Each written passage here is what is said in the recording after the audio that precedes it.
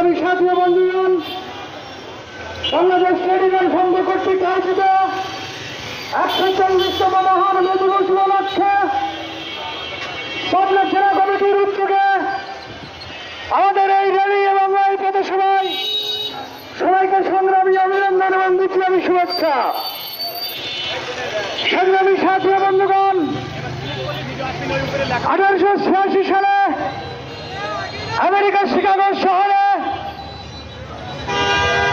শ্রমিক শ্রেণীর নেতৃত্বে